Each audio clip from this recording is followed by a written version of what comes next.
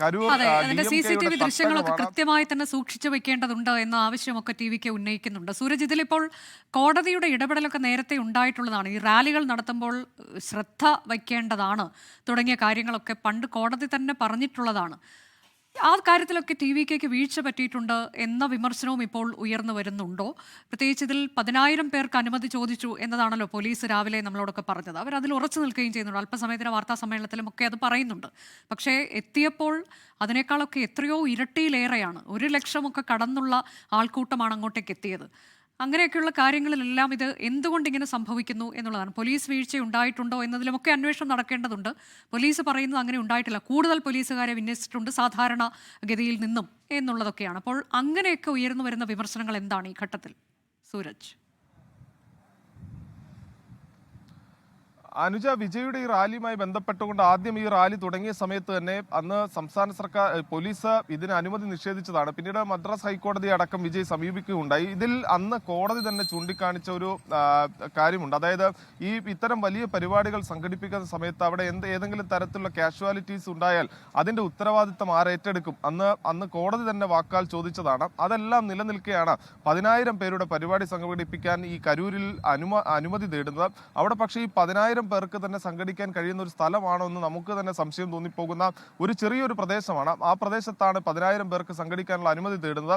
അതിനപ്പുറത്തേക്ക് രാവിലെ 12 മണിക്ക് ഈ വിജയ് എത്തും എന്നാണ് ഈ സംഘാടകർ നൽകിയ പ്രചാരണം. പക്ഷേ വൈകുന്നേരത്തോടു കൂടി വിജയ് ഇവിടെ എത്തിക്കാനാണ് ഈ സംഘാടകർ പദ്ധതി ഇട്ടിരുന്നത്. രാവിലെ നാമക്കൽ, അതിനുശേഷം ഉച്ചയ്ക്ക് ശേഷം കരൂർ. അത് വൈകുന്നേരത്തോടു കൂടി വിജയ് ഈ കരൂരിൽ എത്തുന്നു. അതിനുശേഷം ഈ മേഖലയിലേക്ക് എത്തുന്നു, അപകടം നടന്ന മേഖലയിലേക്ക് എത്തുന്നു എന്നുള്ളതായിരുന്നു നിശ്ചയിച്ചിരുന്നത്. അങ്ങനെ ഈ കരൂർ മുതൽ തന്നെ വിജയുടെ വരവ് കാത്ത് മണിക്കൂറുകളോളം, അതായത് രാവിലെ 12 മണിക്കൊക്കെ എത്തിയ ആളുകൾ 5:30 ആകുന്നു, 5:45 ആകുന്നു. 5:45 കൂടി ഏറെ പ്രയാസപ്പെട്ട് വിജയ് അങ്ങോട്ടേക്ക് എത്തുകയാണ്. ആ സമയത്ത് വിജയ് തന്നെ പരസ്യമായി പോലീസിനെ പ്രശംസിച്ചുകൊണ്ടൊരു കാര്യം പറയുകയുണ്ടായി. അതായത് തനിക്ക് ഇങ്ങോട്ടേക്ക് ഇത്രയും വേഗം എത്താൻ സാധിച്ചത് ഈ പോലീസിന്റെ ഇടപെടലിനെ തുടർന്നാണ് എന്ന് അദ്ദേഹം വാക്കാൽ പറയുകയും ചെയ്തു.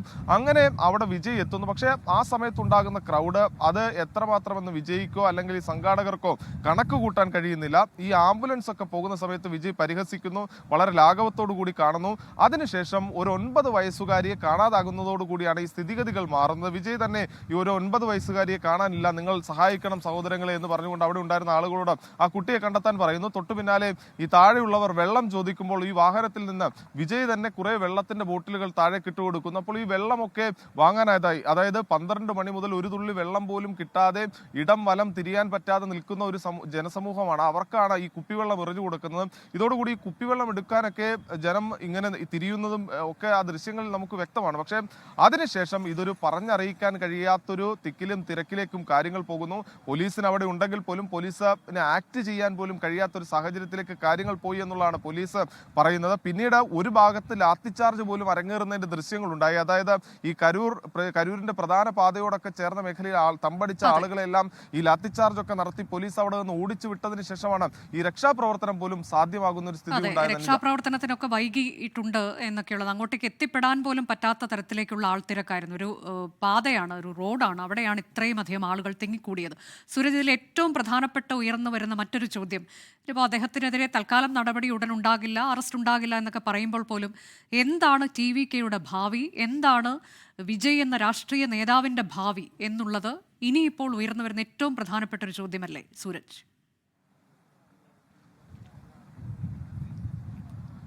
അനുജ, ഇതിൽ സംസ്ഥാന സർക്കാരിനും കൃത്യമായി ഈ വിജയ് ഈ വിഷയത്തെ എങ്ങനെ മുതലെടുക്കും എന്നത് സംബന്ധിച്ച് സംസ്ഥാന സർക്കാരിനും ആശങ്കയുണ്ട്. അതുകൊണ്ട് തന്നെ വളരെ ഒരു ഗൗരവമേറിയ തരത്തിലുള്ള ഒരു നീക്കങ്ങൾ മാത്രമാണ് സംസ്ഥാന സർക്കാരിന്റെ ഭാഗത്തു നിന്നുണ്ടായത്. അതായത് ധൃതി പിടിച്ച് വിജയ് ഈ കേസുമായി ബന്ധപ്പെട്ടുകൊണ്ട് അറസ്റ്റ് ചെയ്യുക എന്നൊരു നിലപാടിലേക്ക് സംസ്ഥാന സർക്കാരും പോകുന്നില്ല. കാരണം ഇപ്പോൾ എന്തുകൊണ്ടും TVKക്കെതിരായ ഒരു ജനവികാരം രൂപപ്പെട്ടു വന്നിട്ടുണ്ട്. പക്ഷേ അത് ഏതെങ്കിലും ഘട്ടത്തിൽ വിജയ് ഈ അറസ്റ്റിലൊക്കെ പോയി ഈ ജയിലിൽ കഴിയുന്ന ഒരു സാഹചര്യം ഉണ്ടായാൽ അത് ചിലപ്പോൾ തിരിച്ചടിക്കുന്നതിനുള്ള ഒരു സാധ്യത കൂടി ഉണ്ടാകും. അതുകൊണ്ട് തന്നെ കോടതിയിൽ നിന്ന് ഈ വിഷയത്തിൽ കോടതിയുടെ അനുമതിയോടുകൂടി അല്ലെങ്കിൽ കോടതിയുടെ ഇടപെടൽ ഈ വിഷയത്തിൽ വിജയ്ക്കെതിരെ നേടിയെടുക്കാനുള്ള ഒരു നീക്കമാണ് സംസ്ഥാന സർക്കാർ നടക്കുന്നത്. അതുകൊണ്ട് തന്നെ മദ്രാസ് ഹൈക്കോടതിയിൽ നാളെ രാവിലെ തന്നെ ഇത്തരത്തിൽ ഈ 40 പേരുടെ ജീവൻ നഷ്ടപ്പെട്ട ഈ അപകടത്തെ സംബന്ധിക്കുന്ന വിവരം മദ്രാസ് ഹൈക്കോടതിയെ ധരിപ്പിക്കും. രാവിലെ കോടതി പ്രവർത്തനം ആരംഭിക്കുന്ന വേളയിൽ തന്നെ ഈ കോടതിക്ക് ഇത് സംബന്ധിച്ച റിപ്പോർട്ട് നൽകാനുള്ള ഒരു ഒരു നീക്കത്തിലാണ്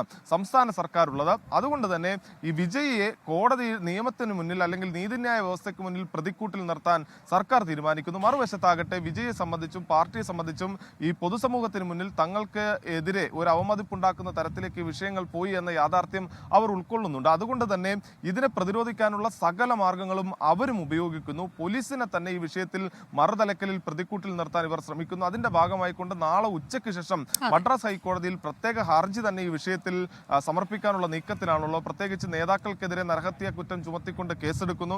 അത് വിജയ്ക്കെതിരെ വരെ വിജയ്ക്കെതിരെയും നരഹത്യാ കുറ്റം ചുമത്തി കേസെടുക്കാനുള്ള സാധ്യതകൾ നിലനിൽക്കുന്നു. അങ്ങനെ അതുകൊണ്ട് തന്നെ ഈ വിഷയത്തിൽ ഈ ഹൈക്കോടതിയുടെ ഇടപെടൽ ആവശ്യപ്പെട്ടുകൊണ്ട് പോലീസ് വീഴ്ച എണ്ണി പറഞ്ഞുകൊണ്ട് സമീപിക്കാനുള്ള ഒരു നീക്കത്തിലാണ് വിജയുമുള്ളത്. അങ്ങനെ നിയമപോരാട്ടം ഇരു വിഭാഗത്തിന്റെ ഭാഗത്തുനിന്ന് കനക്കുന്ന ഒരു സാഹചര്യം കൂടി ഉണ്ട് അനുജ. അതെ, അതാണ്. അപ്പോൾ ഇനി കോടതി എന്ത് പറയും എന്നുള്ളതും പ്രധാനമാണ്. ഇതിനു മുൻപ് കോടതി ചില നിർദ്ദേശങ്ങൾ, മുന്നറിയിപ്പുകളൊക്കെ നൽകിയിരുന്നതാണ്. ഇത്തരം റാലി നടത്തുമ്പോൾ ഉത്തരവാദിത്തം ആരേറ്റെടുക്കുമെന്ന ചോദ്യത്തിനൊപ്പം തന്നെ അപ്പോൾ അതൊക്കെ പാലിക്കപ്പെടാതിരുന്നത് എന്തുകൊണ്ട് എന്നൊക്കെയുള്ള ചോദ്യങ്ങൾ ഒരുപക്ഷെ ചോദിക്കാനുള്ള സാധ്യതയുണ്ട്. കോടതി ഏതായാലും വളരെ പ്രധാനമാണ്. കോടതിയും ഈ വിഷയത്തിൽ എന്ത് നിലപാടാണ് സ്വീകരിക്കാൻ പോകുന്നത് എന്നത്.